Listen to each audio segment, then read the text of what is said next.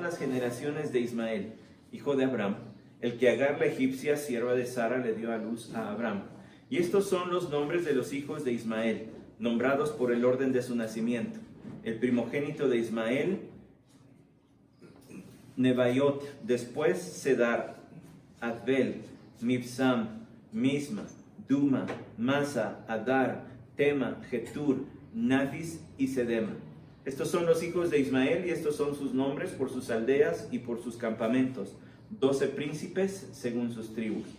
Estos fueron los años de la vida de Ismael, 137 años, y expiró y murió y fue reunido a su pueblo, y habitó desde Avila hasta Sur, que está enfrente de Egipto, según se va hacia Asiria. Se estableció allí frente a todos sus parientes. Estas son las generaciones de Isaac, hijo de Abraham. Abraham engendró a Isaac. Tenía Isaac 40 años cuando tomó por mujer a Rebeca, hija de Betuel, arameo de Padam Aram, hermana de Labán, arameo. Y oró Isaac al Señor en favor de su mujer, porque ella era estéril, y lo escuchó el Señor. Y Rebeca su mujer concibió. Y los hijos luchaban dentro de ella. Y ella dijo: si esto es así, ¿para qué vivo yo? Y fue a consultar al Señor. Y el Señor le dijo: 2 naciones hay en tu seno, y 2 pueblos se dividirán desde tus entrañas. Un pueblo será más fuerte que el otro, y el mayor servirá al menor. Y cuando se cumplieron los días de dar a luz, he aquí había mellizos en su seno. Salió el primero rojizo, todo velludo como una pelliza, y lo llamaron Esaú. Y después salió su hermano con su mano asida al talón de Esaú, y lo llamaron Jacob. Isaac tenía 60 años cuando ella los dio a luz. Vamos a orar. Señor, te damos gracias nuevamente por tu palabra. Te damos gracias, Señor, porque nos has convocado con una persona en mente, esa eres tú. Y aunque venimos también con la alegría de saludar a nuestros hermanos a quienes no hayamos visto durante la semana, aún así, Señor, la persona que nos ha traído hasta aquí eres tú. Y por eso hemos cantado a tu nombre, y por eso también hemos orado a tu nombre, y por eso abrimos ahora tu palabra, porque esta es la voz más importante, Señor, la de tu escritura. Lo que tú has dejado por escrito para nosotros, esa es tu voz. Nosotros queremos, Señor, entenderla, porque en ella hay vida, y porque toda ella, Señor, apunta a nuestro gran Salvador, nuestro Rey y Maestro Jesucristo. Ayúdanos, Señor, entonces, que sean guiadas nuestras mentes por tu bendito Espíritu Santo, y que a través, Señor, de la comprensión de tu palabra, también la aplicación de la misma sea clara, derritiendo, Señor, la voluntad, conmoviendo nuestras emociones, ampliando nuestra perspectiva de ti, de la vida, Señor, y sobre todo, Padre, exaltando a nuestro Rey de Reyes, Jesucristo. Amén. Tome su lugar, por favor. 2 historias de gracia en estos versículos. Si usted puso atención, hay el recuento de 2 familias, de 2 hombres, 2 hijos de Abraham. Nosotros veremos 2 historias que levantan nuestra adoración al Señor por su gracia inmerecida. 2 historias que levantan nuestra adoración al Señor por su gracia inmerecida. Son ejemplos claros de lo que Dios hace con quien no lo merece. Bueno, no merecemos nada del Señor. Nadie tiene méritos propios para reclamar algo al Señor. De hecho, el plan de Dios fue así para recibir toda la gloria por la salvación. Si usted recuerda, no necesita ir a este texto que voy a leer, solo espero que lo recuerde en su mente y lo vaya casi repitiendo mientras que lo leo, pero dice la Escritura: porque por gracia habéis sido salvados por medio de la fe, y esto no de vosotros, sino que es don de Dios, no por obras, para que nadie se gloríe, porque somos hechura suya, creados en Cristo Jesús, para hacer buenas obras, las cuales Dios preparó de antemano para que anduviéramos en ellas. Ese es Efesios capítulo 2, versículos 8 al 10. Si usted recuerda, los versículos que anteceden hablan de la perdición del hombre. Nosotros estábamos muertos en nuestros delitos y pecados, y seguíamos la corriente de este mundo, la cual es influenciada en última instancia por Satanás, y poníamos a andar toda la maquinaria de nuestra mente y de nuestra voluntad para satisfacer nuestros deseos desencadenados por el pecado, no tenían control. Y dice, pero por gracia sois salvos. ¿Se dan cuenta cómo son? Entonces dense cuenta que la salvación es por gracia. Dios ha escogido deliberadamente lo vil, despreciado del mundo, lo que no es, para anular lo que es. Dice 1 Corintios 1:29, para que nadie se jacte delante de Dios, mas por obra suya estáis vosotros en Cristo Jesús, el cual se hizo para nosotros sabiduría de Dios y justificación y santificación y redención, para que tal como está escrito, el que se gloríe en el Señor. No hay mérito alguno para el hombre en su salvación, todo viene de Dios. Dios lo diseñó así. Es el plan deliberado de Dios que nada recaiga en el hombre para él ser el autor y por tanto el único merecedor de reconocimiento en la salvación. Pareciera cosa menor lo que estoy hablando, pero eso ha dividido incluso en denominaciones al cristianismo. Quienes creen que el hombre tiene la capacidad de decidir creer o rechazar al Salvador y el Espíritu Santo pues entra allí, pero no es como que el agente principal. Y de aquellos que afirmamos que la enseñanza bíblica es más contundente en cuanto al papel del Espíritu Santo para convencer, atraer y arrastrar, como dice el Evangelio de Juan, nadie viene a mí si no es arrastrado. Podría traducirse allí si el Padre no le trae, si no es arrastrado por el Padre. El Espíritu de Dios tiene que convencer y traernos a la convicción de que necesito un Salvador. Y así toda la gloria es de Dios. No hay algo que yo pueda hacer. Eso no minimiza la labor del evangelismo, simplemente la enfoca. En vez de ser yo el agente de convencimiento, soy el instrumento por medio del cual el Espíritu de Dios haga su obra en las personas. Parece poco, pero es una gran diferencia. Las dos historias de gracia que encontramos en los versículos que acabamos de leer son un ejemplo de qué tan inmerecedores somos de algo de parte de Dios y cómo Él se complace para traer gloria a sí mismo en dar bendiciones y a manos llenas a los hombres.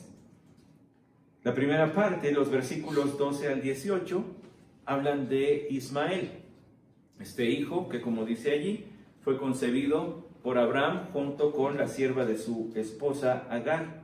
Y la segunda parte, versículos 19 al 26, hablan acerca de Isaac y de sus hijos. Ambos son historias de gracia. Son historias de gracia que despiertan nuestra adoración. La primera es una gracia a pesar del pecado. Y la segunda es gracia incluso antes del pecado. Vean lo que dice el versículo 12. Estas son las generaciones. Esta es una frase que se repite muchas veces en el libro de Génesis, el Toledot, las generaciones, el recuento de la historia de Ismael. Y se nos dice aquí nuevamente, este es Moisés, movido por el Espíritu de Dios a escribir esto, nos recuerda que es hijo de Abraham, el que Agar la egipcia, sierva de Sara, le dio luz a Abraham. Solamente para aclarar que aunque es hijo, no es el hijo de la promesa. No bastaba entonces con ser hijo de Abraham, porque como vimos en semanas anteriores, tuvo varios más. Con Cetura, una vez que se volvió a casar y tomó por mujer a esa mujer llamada Cetura. Este es el hijo de Agar la egipcia. Aquella ocasión en que, como nosotros leímos hace mucho tiempo ya y estudiamos, la ocasión en que Abraham hizo caso a su esposa pues como el Señor se está tardando, ahí está, ha de ser por medio de otra y no por medio de mí que vas a tener descendencia. Y entonces, de una manera, decía la semana pasada yo, casi que a regañadientas, Abraham tuvo que ver con Agar y de allí surgió Ismael. Ismael, que hemos visto anteriormente, cuando Isaac tuvo cierta edad, se burlaba de él y lo menospreciaba. Y entonces, como parte del plan de Dios, como parte del propósito para preservar a Isaac y para preservar la descendencia a la cual Dios tenía como propósito bendecir, Abraham tuvo que echarlos fuera, a Agar y a su hijo Ismael. Es este Ismael el que es echado fuera. Sabemos que no perdió total contacto con Abraham. ¿Por qué? Bueno, porque se enteró lo suficientemente rápido de la muerte de su padre como para participar en su funeral. La semana pasada hablábamos que allí estuvo junto con Isaac enterrando los restos de su padre, lo cual está en este mismo capítulo 25. En el versículo 13 dice: y estos son los nombres de los hijos de Ismael, nombrados por el orden de su nacimiento. El primogénito de Ismael, Nebaiot. Aquí hay algo importante. Nebaiot es el primogénito.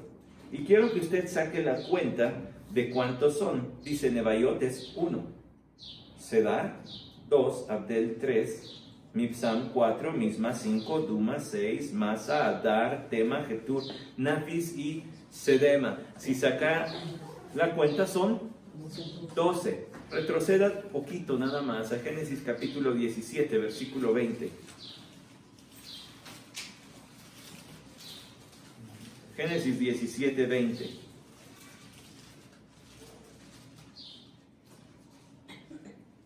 Y en cuanto a Ismael te he oído. He aquí yo lo bendeciré y lo haré fecundo y lo multiplicaré en gran manera. Engendrará a 12 príncipes y haré de él una gran nación. Aquí está el cumplimiento de las palabras de Dios a la petición de Abraham.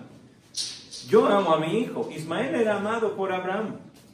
Por eso pedía por él. Bueno, yo sé que vas a bendecir a Isaac, pero ¿qué pasa con mi otro hijo? Este es el hijo legítimo, el que tuviste con tu esposa, pero al otro, como es tu hijo y como lo amas, yo también lo voy a bendecir. 12 príncipes van a salir de él. Aquí están los 12 hijos prometidos de Ismael. Ahora, tal vez no nos suene a mucha cosa, pero quiero decirle algo. Estos verdaderamente fueron personas que se multiplicaron en gran manera. Por eso se hablaba de ellos como 12 príncipes, 12 gobernantes. Ahorita vamos para allá, pero solamente quiero que anote allí algo junto al versículo 16. Dice: estos son los hijos de Ismael y estos sus nombres por sus aldeas y por sus campamentos. Otra vez, 12 príncipes según sus tribus. Es decir, se multiplicaron hasta convertirse en grupos étnicos. Dios los prosperó de tal manera que se convirtieron en grupos étnicos. Y yo sé que a nuestros oídos no suena tan difícil si hacemos cuenta de las genealogías de nuestras familias. Si usted empieza a indagar, ¿verdad?, en su familia, hasta cuántos puede encontrar, tal vez. Bisabuelos, tatarabuelos, ¿tendrán registros, memoria? Ojalá que sí. Y si de ahí empieza a hacer cuentas de las personas que han surgido de cada ramita de esa familia, bueno, pues suman un buen montón de gente. No nos parece tan raro, pero en tiempos antiguos esto era algo difícil. ¿Por qué? Por la tasa de mortalidad, específicamente quiero decir, de la mortalidad infantil. No era tan sencillo que un niño creciera y madurara. Mucho menos que se convirtieran en grupos étnicos. Es más, lo veremos más adelante, pero si usted escucha, este sí está grabado, el primer estudio, no la introducción, sino el primer estudio de Abdías, si usted escucha va a ver que los edomitas, los que surgieron de Esaú, que aquí ya se menciona, llegaron a tener rey antes que los israelitas. Ya eran naciones, se convirtieron en naciones rápidamente. La profecía, la promesa que Dios le dio a Abraham, de que los hijos de Ismael serían 12 y se convertirían en príncipes, es decir, tendrían sus propios reinitos, su propio grupo étnico, se hizo realidad por el poder de Dios. Porque Dios así lo quiso. Tanto así que hay buen registro acerca de estos. Mire, por ejemplo, dice el comentarista y pastor Evis Carballosa, para darle unos cuantos ejemplos de esto. Nebaiot, algunos lo asocian con los nabateos que habitaron en Petra. Lo más probable es que fuesen habitantes del norte de Arabia. Entonces es gente real. Y usted dice, bueno, Petra, en Abdías estudiamos que allí estuvieron los edomitas. Estos fueron los que llegaron a conquistar probablemente a los edomitas en el siglo V antes del Señor Jesucristo. Bueno, otro ejemplito. Por cierto, ahí cerré una cita del pastor Carballosa, le abro otra. Cedar, este nombre es mencionado en varios pasajes del Antiguo Testamento. Por ejemplo, Jeremías 2:10, Jeremías 49:28, entre otros. Abdel, esta tribu fue conquistada por Tiglat-Pileser III, rey de Asiria. Las crónicas de dicho rey mencionan una tribu llamada Ibidail. Esta tribu es identificada como Abdel. ¿Por qué les cito esto? Porque, y allí cierra la cita, ¿por qué les cito esto? Porque hay registro histórico de todos estos, se convirtieron en naciones, junto con la tabla de las naciones. Recuerde usted Génesis 11, la distribución de las naciones por todo el mundo. Este es otro buen registro de culturas y de naciones anteriores. Uno lee que los israelitas pasaban por aquí, se encontraban con estos, se peleaban, y a veces no sabemos de dónde surgieron. Aquí hay muchos de ellos. Aquí hay muchos. El pastor Carballosa dice, Mibsam, al parecer este nombre se asocia con bálsamo o especias, pero no ha sido identificado hasta hoy. Misma, en 1 de Crónicas 4:25 al 26, Misma es un descendiente de Simeón. Hay un pueblo llamado Jebel Misma, situado unos 250 kilómetros al este de Tema, de donde podría ser la tribu de Misma. Entonces, si lee esos nombres, va viendo que son de los descendientes ¿de quién? De Ismael. Interesante también, por ejemplo, que James Montgomery Boyce diga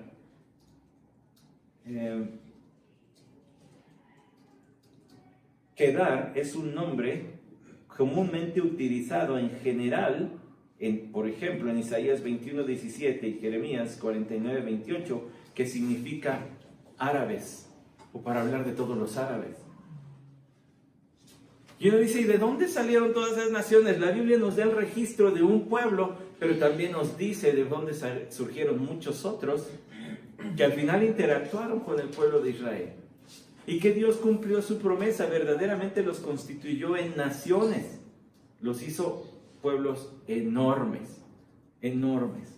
Bueno, regresando aquí a esta listita de personas, de estos hijos de Ismael, si usted puso atención, dice en el versículo 16, por sus aldeas y por sus campamentos. Es de llamar la atención que la palabra campamento significa habitación permanente, pero una habitación sin muros, sin grandes murallas, sino como habitaciones de gente nómada. Bueno, ¿qué tiene que ver la permanencia con el nómada? Bueno, que se podían desplazar, pero que podían asentarse también por largos periodos, que podían quedarse durante temporadas completas en una región, lo cual significa que estos se fueron distribuyendo por todos lados. Así que la promesa que había sido dada a Abraham en relación a Ismael, Dios también la cumplió. Gracia a pesar del pecado. ¿El pecado de quién? Bueno, Ismael había llegado como parte de una unión ilícita entre Abraham y la sierva de su esposa, por un adulterio. Pero Dios aún así lo bendijo. Es más, Ismael mismo no había sido una perita en dulce, monedita de oro, o como les digamos en México, a las personas que caen bien a todo el mundo. Él le había hecho la vida imposible a su hermano Isaac durante sus primeros años de vida. A pesar del pecado, Dios lo bendijo. ¿Quiere ver a qué grado lo bendijo el Señor? Pues ve el versículo 17. Estos fueron los años de vida de Ismael, 137 años. Vida larga. Y expiró y murió. ¿Qué dice después? Y fue reunido a su pueblo. ¿Cómo? ¿Cómo es posible? ¿Se acuerda de esa frasecita? Esa frasecita está en el versículo 8 en relación a Abraham. Abraham expiró y murió en buena vejez. Se parece al epitafio de Ismael. Anciano y lleno de días, y fue reunido a su pueblo. Bueno, aunque no podríamos ser dogmáticos en este sentido, es muy probable entonces que esté diciendo que Ismael se fue a reunir con el pueblo de la fe,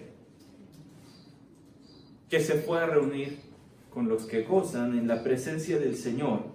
En pocas palabras, para que quede clarito y lo digamos sin miedo, que Ismael fue creyente en el Dios verdadero, lo cual no sería raro si tomamos en cuenta que su padre Abraham fue un hombre de influencia sobre sus siervos, como lo vimos en el caso de Eliezer, sobre sus otros hijos y su esposa.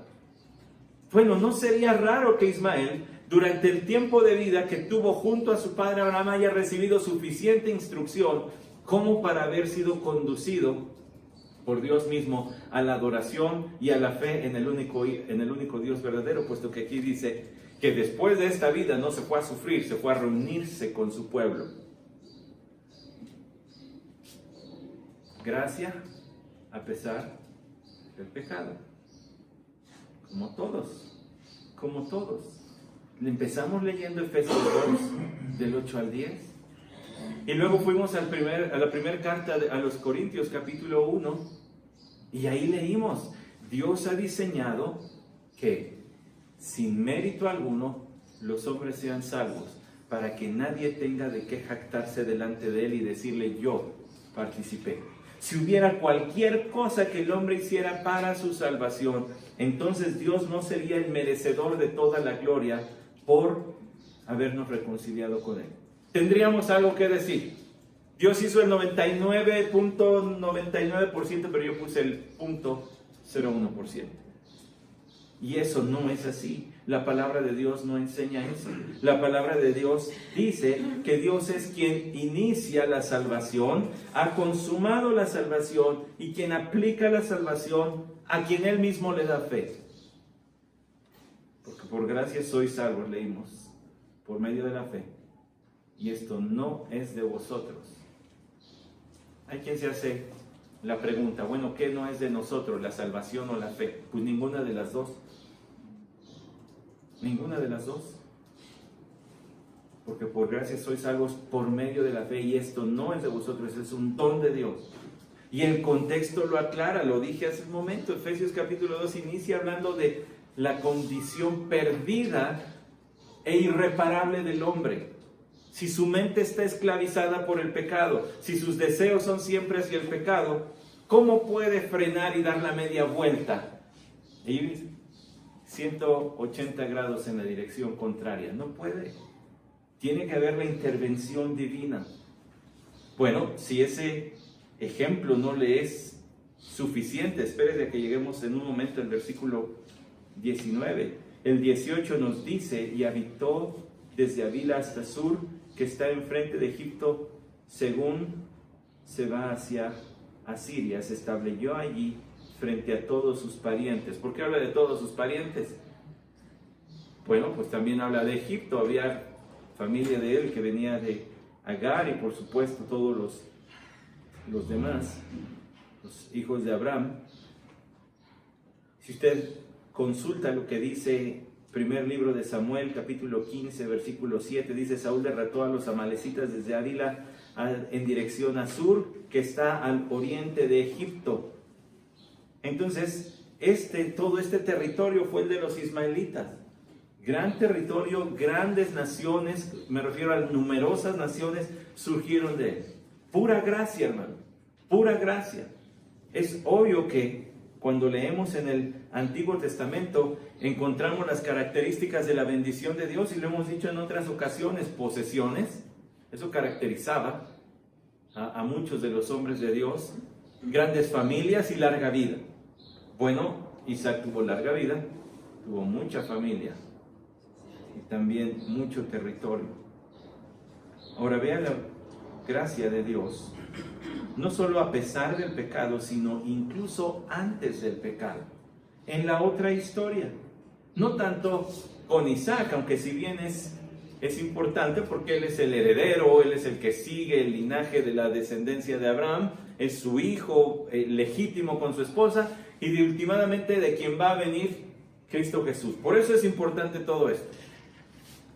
Gracia a pesar del pecado y también antes del pecado. Yo le dije, son dos historias que deben levantar nuestra adoración, nuestra alabanza, nuestro reconocimiento a Dios por cuánta gracia. Porque parece que nos hablan a nosotros, parece que estamos aquí retratados. Dice el 19, estas son las generaciones de Isaac, hijo de Abraham.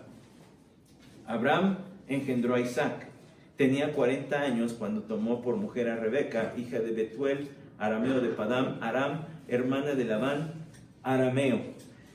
Lo curioso en el caso tanto de Ismael como de Isaac es que se menciona el antecesor, el ancestro. Generalmente cuando usted encuentre esta frase de estas son las generaciones, habla de allí para adelante. Pero aquí habla al anterior.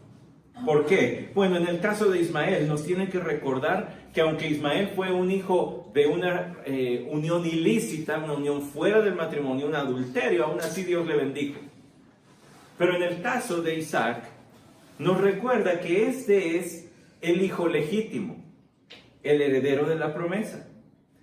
Ahora, me gusta hacer esto porque de esa manera usted se va acostumbrando a relacionar lo que lee en un fragmento de la Biblia con todo el propósito del libro. Este libro fue dado por Dios a través de Moisés para su pueblo Israel antes de la conquista de la tierra prometida. ¿Para qué?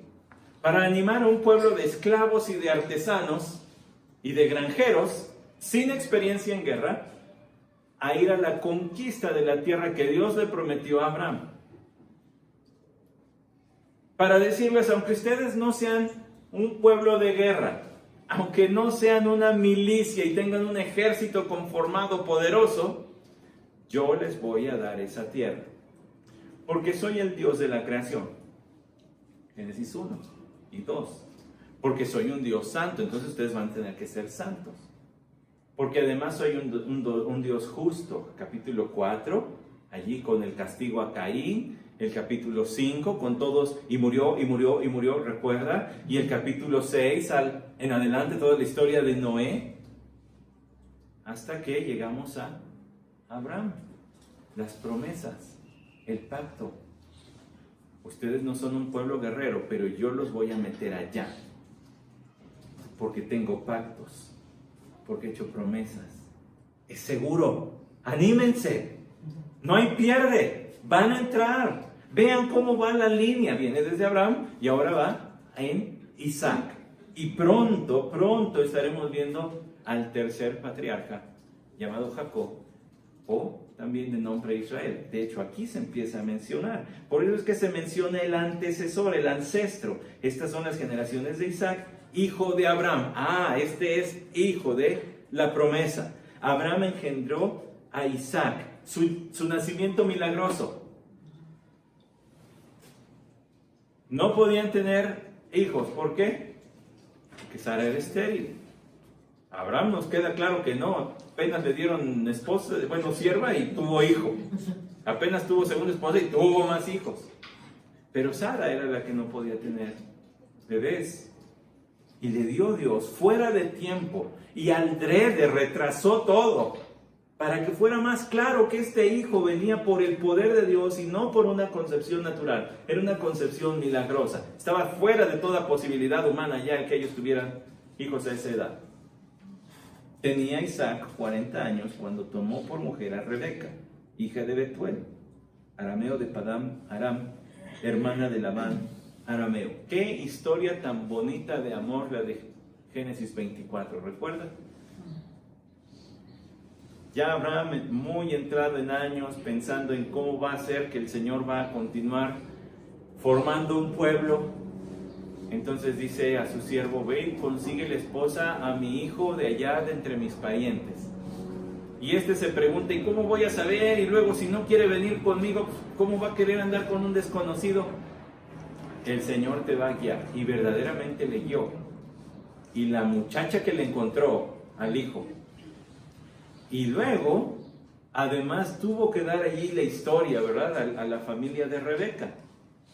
Bueno, aquí se recuerda eso rápidamente, que su padre se llamaba Betuel y que su hermano se llamaba Labán. Y se menciona al hermano en el capítulo 24 y aquí nuevamente porque ya había ascendido al lugar de prominencia, lo más probable en la familia. Betuel ha de haber estado ya muy grande como para haber podido estar en condiciones de tomar decisiones en la familia, así que Labán ya era el que llevaba junto con su madre el lugar. Y se nos dice allí que Isaac tenía 40 años cuando se casó. Bueno, quiero que haga una cuentecita rápida porque en el versículo 26 se nos dice al final, Isaac tenía 60 años cuando ella los dio a luz. 20 años de espera, puesto que Rebeca, según el versículo 21, también era estéril. 20 años de espera para que se cumpliera la promesa. La promesa que Dios le hizo a Abraham. Tal parece que a Dios le gusta hacer las cosas espectaculares. Está muy fácil, si los dos pueden tener hijos y están jovencitos, no. Voy a dejar que crezcan y además que la mujer no pueda tener hijos, para que se vea que el surgimiento de esta nación es por el poder de Dios, pero también por la gracia de Dios. Vea el versículo 21.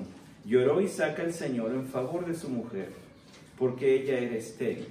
Pausa, no avance tan rapidito. Oró Isaac. ¿De dónde? Pues seguramente de la fe que vio en su padre. Seguramente de la enseñanza de su padre para relacionarse con Dios por medio de la fe. Y orar a Dios. Hermano, para usted y para mí que por la gracia del Señor estamos en Cristo, orar es un acto natural. Y espero que sea un acto tan natural como respirar. Y espero que sea un acto tan natural como hablar con quien tiene allí justo a su lado, porque eso es precisamente lo que está pasando. Está hablando con Dios, quien está con nosotros en todo momento.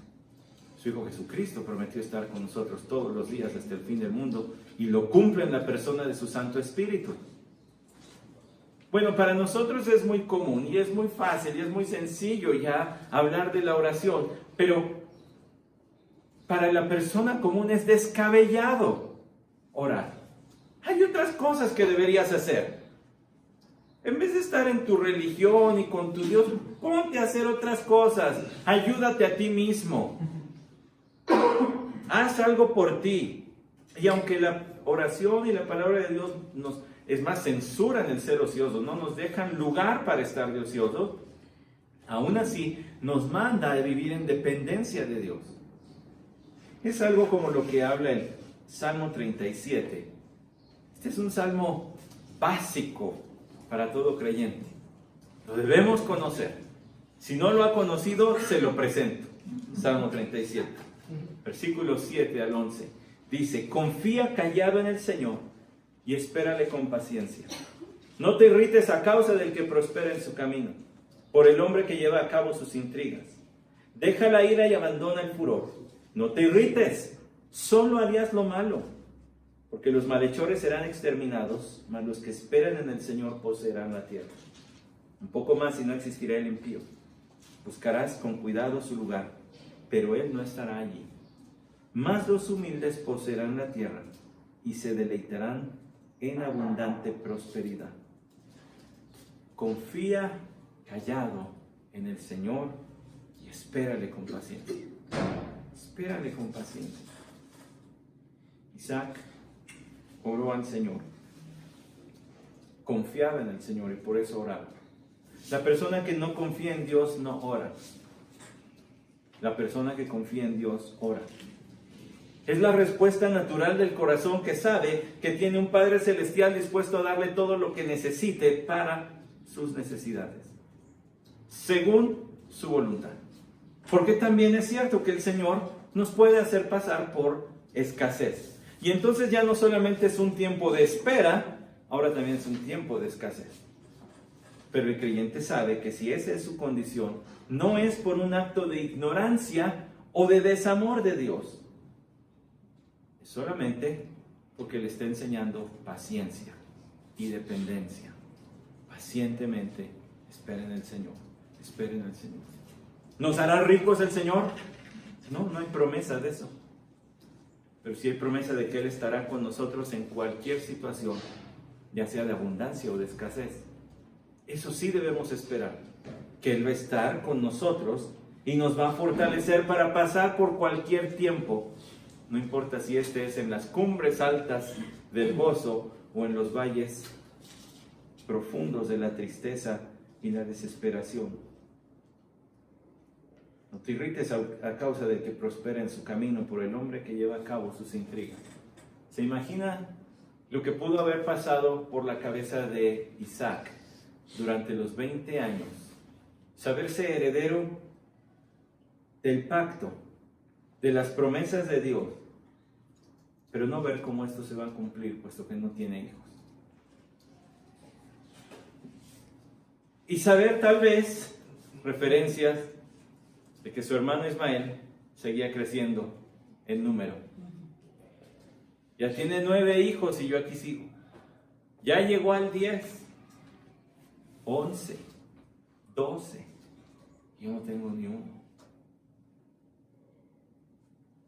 No se nos dice qué pasó por la mente de Isaac porque no parece relevante para el relato bíblico. De otra manera Dios lo hubiera incluido. Pero sí se nos da un pequeño esbozo, y aquí es donde quiero yo llevarle. Se nos dice que oró. No perdió la esperanza de que Dios un día iba a responder. 20 años después seguía pensando, no sé cuándo, no sé cómo, pero si Dios lo hizo con mis padres, también lo ha de poder hacer conmigo. Y siguió fiel, fiel, fiel. Hasta que un día, dice, y lo escuchó el Señor. Ahora le hago notar que aquí, 2 veces, dependiendo de su versión, pero la palabra Señor en algunas versiones se traduce como Jehová. Y eso sería muy, muy, muy apegado a lo que está en el idioma original, Yahweh o Yahvé, como dicen algunos, que es el nombre con el que el Señor se reveló como el cumplidor de los pactos. El nombre que sustenta los pactos, el Señor, el soberano. Por eso Isaac sigue apelando a el Señor de los pactos. Tú eres el Señor del pacto con mi Padre. Respóndenos. Y 20 años después, el Señor escucha. Bueno, le ha de haber escuchado durante los 20 años, pero 20 años después decide responderle. Ahora sí es el tiempo. Ahora queda clarito que no es por tus fuerzas. Ahora queda clarito que, bueno, es que pues después de haber estado en tantas consultas de perinatología y eso, ¿verdad? Ahora queda claro que no fue una de las tantas variables que pueden salir mal para que no haya concepción. Ahora queda claro que tu esposa es estéril y que no hay manera de que ustedes puedan tener un hijo. Ahora queda claro para las generaciones futuras que el que está formando este pueblo es Dios con su poder. Y no es un pueblo surgido de manera natural. Ahora le remito otra vez, nos despegamos tantito del texto y pensemos en los lectores originales de esto. ¿Qué tan profundamente privilegiados y seguros debieron haberse sentido para entrar confiados a la conquista de la tierra prometida? Nuestra nación surgió por el poder de Dios. 2 matrimonios que no podían tener hijos y mira, aquí está.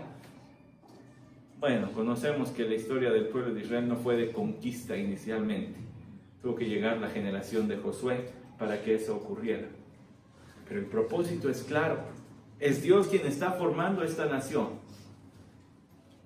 Dice además, lo escuchó el Señor y Rebeca, su mujer, concibió. El nacimiento de Ismael, la concepción de Ismael, ¿fue un acto divino? Sí. Es solamente Dios quien puede dar vida. Aún la unión natural entre un hombre y una mujer aunque es el instrumento que Dios utiliza para traer nuevos seres humanos a este mundo, no es en última instancia quien determina, es Dios quien decide dar la vida en el vientre materno. Y así como Ismael fue amado por Dios, nosotros bien haríamos en amar a todas aquellas personas que la sociedad ha juzgado y ha señalado como hijos tal vez ilegítimos, pero Dios les ama. Nosotros deberíamos amarles también. En el caso de Isaac es claro, es por el poder de Dios que él ha llegado a nacer. Y es claro que sus hijos llegarán a nacer por el poder de Dios también. Aunque Dios no siempre responde como queremos, Dios siempre responde. La oración no es la manera de obtener de Dios lo que queremos, sino es el medio divino para que Dios nos dé aquello que en su perfecta voluntad ya había determinado darnos de todas maneras. Es su manera de decir, sí, aquí está, pero ya es el tiempo. Me ha enseñado mucho mi hija acerca de Dios en estos días. Espérese, no voy a decir ninguna herejía. Escuche primero antes de que se me vaya a rasgar las vestiduras. Pero el otro día estaba llorando porque nos ganó su tiempo de darle de comer. Entonces no estábamos listos, ¿verdad? Con el agüita caliente. Y había que calentar el agüita, ni modo de dársela así. Además, mi hija es de paladar caliente, no le gustan las cosas frías. Ahí sí no se pareció a mí. Bueno, pero la cuestión es que estaba yo con ella y su mami estaba calentando el agüita y la levanté para tratar de consolarla. Le dije, te amamos tanto, ¿cómo crees que no te vamos a dar de comer? Y allí me entró la razón. ¿Cuántas veces he llorado yo ante el Señor diciendo, ¿por qué no me das? ¿Por qué no me das? ¿Por qué no me das? Te amo tanto, ¿cómo crees? ¿Cómo crees que no te voy a responder? Te amo tanto. Y no escuché la voz del Señor, no estoy diciendo eso. Solamente que pensé lo que el Señor dice en su palabra. Si vosotros siendo malos sabéis dar buenas dádivas a vuestros hijos, ¿cuánto más vuestro Padre? Pero a su tiempo y en su forma, como es su perfecta voluntad. Lo mismo pasó aquí. Dios tenía que darlo a su tiempo y a su forma. Pero una vez que Rebeca concibió, ve lo que dice el versículo 22. Le va a recordar a Génesis 3, la maldición. Y los hijos luchaban dentro de ella. Y ella dijo, si esto es así, ¿para qué vivo yo? Luchaban traduce una palabra que en el idioma hebreo quiere decir movimientos violentos. Ay, pobrecitas de las mamás. ¿Cuántas cosas pasan en la gestación? Ahora imagínese tener dos chamacos que desde el vientre están peleando. Es como si estuvieran atacándose desde el vientre, peleándose. Aquí mire, aquí hay un ejemplo de lo que dice el Salmo 51:3. ¿Por qué no revisa lo que dice el Salmo 51? Si no lo tiene muy fresco en su memoria. De hecho, no es el 51:3, es el 51:5. Dice, he aquí, yo nací en iniquidad y en pecado me concibió mi madre. Contra toda teoría de que los niños son puros y nacen en santidad y luego ya se convierten en pecadores, contra todo eso está la Escritura, que claramente dice, y cito el texto más conocido, que es el Salmo 51:5, donde David está confesando su pecado, no el de su mamá. No es en pecado me concibió mi madre porque era bien pecadora, no. Yo soy pecador desde el vientre, es lo que está diciendo. Desde la concepción ya soy considerado pecador, lo veíamos en clase, por la contaminación y la culpa heredada de Adán. Se ha venido transmitiendo. Aquí ve el pecado en dos niños desde el vientre. Desde el vientre ya estaban peleando. Yo no sé si en la historia de la humanidad ha habido otro caso así. Sería curioso indagar si por allí hay algún registro en la medicina Ya tienen tarea algunos hermanos, ¿verdad? Ir a investigar si hay algún otro registro fidedigno de dos niños que se pelean desde el vientre. ¿Pero qué están haciendo? Están mostrando su condición pecadora. ¿Quiere ver más? Bueno, primero las palabras de su mamá. Y ella dijo, si esto es así, ¿para qué vivo yo? Se puede interpretar de tres formas diferentes. Si esto es un mal presagio de cómo se van a llevar, ¿para qué tengo vida? Mejor nos morimos los tres. Si he concebido, entonces, ¿por qué me siento tan mal? Mamás, aquí hay el caso de otra más que las entiende bien. Cuando llegan a la presencia del Señor le dicen, ¿verdad que está bien duro eso de gestar un bebé? Y Rebeca les va a decir, oye, imagínate que tienes dos que se están peleando desde el vientre. Como si se quisieran matar. Tercero, si esta es la clase de sufrimiento que produce el embarazo, ¿para qué me embaracé? Bueno, cualquier parecido con la realidad es mera coincidencia. Y no es que no amen a sus hijos, es que es difícil, es doloroso, es cansado. Bueno, note otro ejemplo de piedad en Rebeca, lo hablábamos hace unas semanas. Piedad, o sea, devoción a Dios. Y fue a consultar al Señor, termina el versículo 22. No vamos mal. El papá ora, y lo vimos en el capítulo 24, salía a meditar, a estar con el Señor. Y lo vemos en el capítulo 25, la mamá ora, va a la única fuente de verdad a la que puede apelar. Y sabe que es estupendo de esta narración, que Dios le habla y le dice, el Señor le dijo, 2 naciones hay en tu seno, y 2 pueblos se dividirán desde tus entrañas. Un pueblo será más fuerte que el otro, y el mayor servirá al menor. Es que hay 2 naciones. Hay 2 pueblos completos, dice la segunda frase, y están divididos, están peleados desde tu vientre. Literalmente diría la tercera frase, pueblo más fuerte que pueblo. Entonces, si lo lee de corridito, no suena tan raro. Fíjese, 2 naciones hay en tu seno, y 2 pueblos se dividirán desde tus entrañas. Pueblo más fuerte que pueblo. El mayor servirá al menor. Hay un pueblo que es más fuerte que el otro, pero el mayor terminará teniendo menos relevancia y menos prominencia que el menor, lo cual es a la inversa de las tradiciones orientales, donde el primogénito tenía una mayor jerarquía,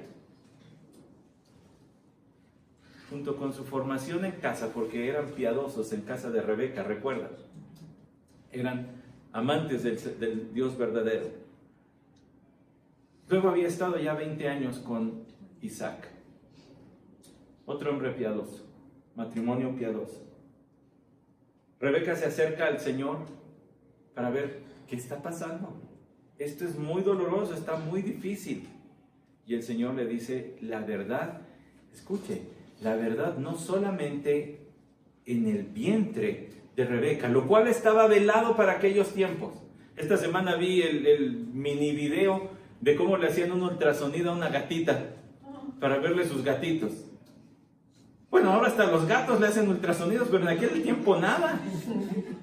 En aquel tiempo no había eso. La vida en el vientre estaba totalmente velada de los ojos humanos. Y el Señor le dice no solo lo que está pasando en el vientre, sino lo que pasará en la historia y lo que está pasando en el corazón de los bebés. Porque ahí están 2 naciones divididas. Ya están allí peleando. Hubo grandes conflictos entre el pueblo de Israel, los descendientes de Jacob, el hijo menor de Rebeca e Isaac, y los hijos de Esaú, el hijo mayor, el primogénito. Lo dijimos en el estudio de Abdías.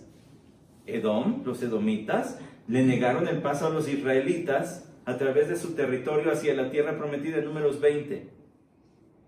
Pelearon contra el rey Salomón, se opusieron al rey Josafat y se rebelaron contra Jeroboam. Siempre tuvieron problemas con ellos. Y una vez que fueron invadidos los israelitas por los caldeos, se gozaron. De eso habla el profeta Abdías. Se gozaron de que hayan sido invadidos. Siempre. Y todo empezó en el vientre de esta mujer. Ya estaba en el corazón de estos dos niños. Por eso es que el profeta Abdías habló de la total aniquilación un día de los edomitas. Y por eso es que repudiaban los israelitas a los edomitas. Lo decía el pastor Isaac en el estudio del miércoles. Por eso les era una gran afrenta tener a Herodes el Grande como rey, porque era edomita. ¿Cómo? Si en Génesis dice que el menor va a ser mayor que el grande, esto está invirtiendo el orden que Dios dijo. Es una afrenta, es una ofensa a nuestro pueblo. Ahora va entendiendo la profundidad y lo maravillosamente entretejida que está la Biblia. En el plan del Señor, así es. Bueno, gracias a Dios, Él nos arrojó, nos dio el comentario del apóstol Pablo en cuanto a esto, que arroja luz a nuestro entendimiento. Acompáñame a Romanos capítulo 9.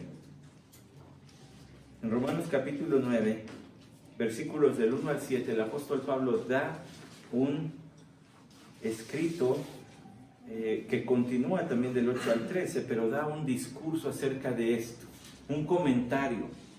¿Qué quiere decir todo esto? Digo la verdad en Cristo, no miento, dándome testimonio mi conciencia en el Espíritu Santo de que tengo gran tristeza y continuo dolor en mi corazón, porque desearía yo mismo ser anatema, separado de Cristo, por amor a mis hermanos, mis parientes según la carne, que son israelitas, a quienes pertenece la adopción como hijos y la gloria, los pactos, la promulgación de la ley, el culto y las promesas. Todo esto ya le va sonando más claro ahora que hemos estado yendo a través de Génesis. Promesas, pactos, y luego viene la ley a través de Moisés y el culto a través de Moisés en el libro del Levítico, cómo se tenía que hacer todo eso. Dice, de quienes son los patriarcas, Abraham, Isaac, Jacob, y de quienes según la carne procede el Cristo. Aquí está la clave. Todo esto es relevante porque en última instancia apunta al Salvador, en última instancia apunta a la cruz y al sepulcro vacío, a la tumba vacía en la resurrección. El cual está sobre todas las cosas, Dios bendito por los siglos, amén. Cuando piensas en Cristo así, el cumplimiento de todo el plan de redención, bendices al Señor igual, pero no es que la palabra de Dios haya fallado, porque no todos los descendientes de Israel son Israel, ni todos por ser hijos de descendientes de Abraham, sino que por Isaac será llamada tu descendencia. Es decir, hubo otras naciones que salieron de Abraham, pero los que vienen a través de Isaac son la descendencia. Está aclarando. Abraham tuvo otros hijos, pero solo Isaac fue el de la promesa, versículo 8. Esto es, no son los hijos de la carne los que son hijos de Dios, sino los hijos de la promesa son considerados como descendientes, porque esta es una palabra de promesa. Por este tiempo volveré y Sara tendrá un hijo. Ese es Génesis 18:10. Y no solo esto, sino que también Rebeca, escuchen, cuando concibió mellizos de uno, nuestro padre Isaac, porque aun cuando los mellizos no habían nacido y no habían hecho nada, ni bueno ni malo, para que el propósito de Dios conforme a su elección permaneciera, no por las obras, sino por aquel que llama, se le dijo a ella, el mayor servirá al menor. ¿Vio ese paréntesis gigantesco que ocupa solamente todo un versículo, el versículo 11? Esa es la clave para ver acá Génesis. Esa es la clave. Se le dijo a Rebeca, el mayor servirá al menor. ¿Y cuándo se le dijo? Se le dijo cuando no habían nacido, no habían hecho nada, ni bueno ni malo, para que el propósito de Dios conforme a su elección permaneciera, para que sea por gracia, para que no se anden gloriando. Antes de nacer, Dios ya había elegido a Jacob para que a través de él siguiera la promesa, viniera el pacto y en última instancia viniera el Salvador, nuestro Señor Jesucristo. Uno diría, pero pues el Señor mejor nada más hubiera concebido, le hubiera dado uno, ¿no? Bueno, en el plan de Dios no era así. En el plan de Dios no era así, porque también Dios le dio oportunidad a Esaú, pero este no quiso. Sin embargo, como dijimos desde el inicio, es por la elección divina que llega la salvación. ¿Por qué Dios puso dos y no solo uno? Bueno, porque en el caso del nacimiento de Isaac, Dios ya había mostrado que la formación de este pueblo sería por su poder. En el caso del nacimiento de Jacob y Esaú, confirmaría que el nacimiento y formación del pueblo de Israel sería por su poder, pero además sería por gracia. Porque el que tenía el derecho era Esaú, pero Dios decidió que se lo daría a Jacob. Si nos despegamos otra vez del libro y pensamos en el propósito global de Génesis, era para mostrarle al pueblo de Israel, los lectores originales de este libro, que era por el poder de Dios y por gracia. Porque ellos ni debían haber sido los edomitas en todo caso. Pero fue por gracia que Dios los escogió a ellos. Oh, maravilla de la profundidad, de la sabiduría de Dios. Tal como está escrito, dice el versículo 13, a Jacob amé, pero Esaú aborrecí. Amé porque quise. Porque quise. Si usted se pregunta, Señor, ¿por qué me eligiste a mí? Porque quise. Porque te amé. Pero es que tengo otros hermanos, ellos son más fuertes, vigorosos, inteligentes y todas las razones que pueda haberle a sus vecinos, familiares, a quien quiera. Pero yo te amé a ti. Qué maravilla del Evangelio que se reduce en esto. Cristo me ama a mí. No es por obras, no es por méritos. La elección de la gracia, la elección divina por gracia, hermanos, nos ayuda a ver que no tenemos ningún mérito de estar aquí nosotros, ni para haber llegado a este lugar creyendo en Cristo, ni para seguir en este lugar. Es Él quien sostiene nuestra fe. No por obras para que nadie se gloríe, leímos en Efesios. Además, la enseñanza bíblica de la elección divina promueve que prediquemos el Evangelio. Hay quienes se oponen a hablar de esto. Hay completas denominaciones que no enseñan la elección divina. Se les hace demasiado arrogante. Es arrogante quien habla de eso, se siente elegido de Dios, se siente superior a los demás.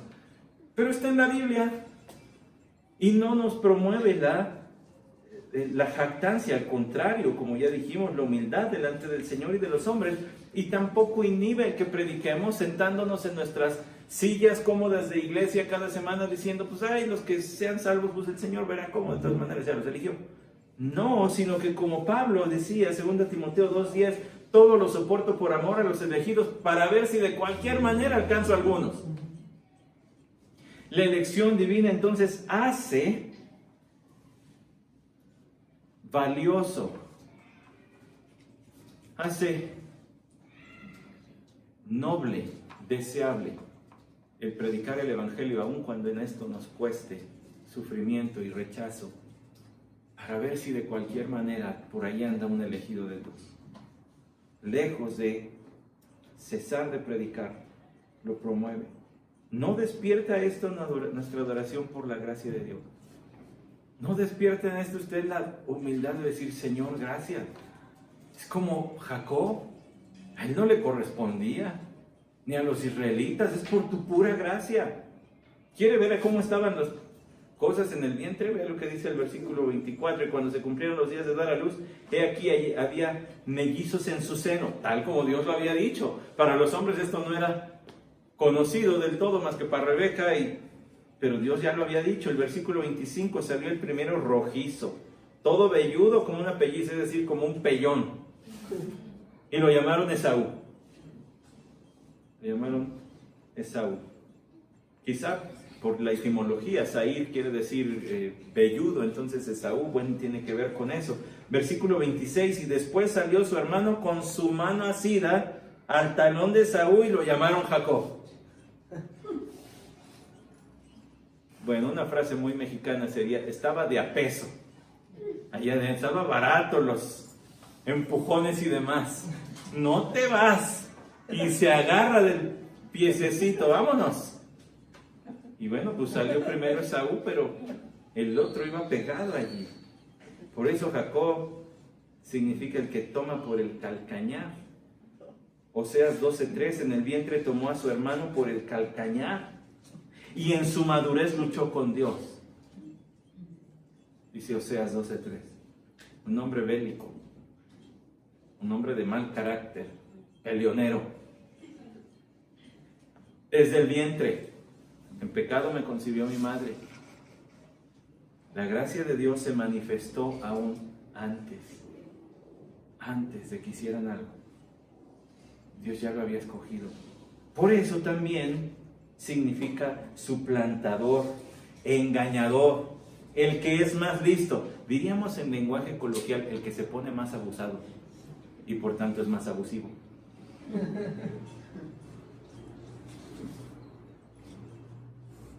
Isaac tenía 60 años cuando ella los dio a luz. Y cierra este párrafo, esta unidad de pensamiento, recordando, pero todo esto ocurrió por el poder de Dios.